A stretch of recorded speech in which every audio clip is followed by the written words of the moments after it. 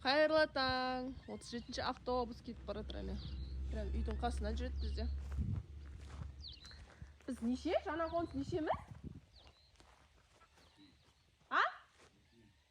Ей, жоқ, кетші. 4-піз бе? Ұмытып қала береміз. 4 пе, 5 пе білмеймін, шатсам. Біз мынау жаңа қоныс 4. Анау тұрған. Мен әкем мен шешемнің үйі. Мынау біздің үй міне. 4-5-ші күн бе бүгін бір шама шаруа жасадық. Мынау нәрсесін бәрін болдық. Енді адай біткен 3 бұрышты ағаш қойылу керек. Ол енді чуть-чуть потом сәл ақшалып келу керек болып тұр оған. Сосын барып черепица жабылады. Есігі, терезесі бәрі дайын.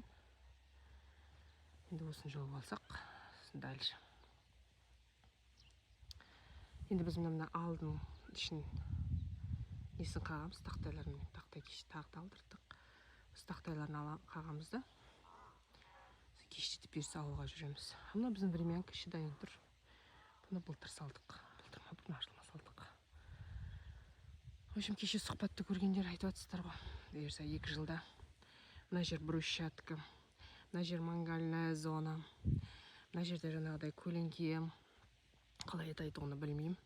Мына жерде лестница, мына жерлерде петуния гүлдер, визуализация солай кетіп жатыр. Мына жерде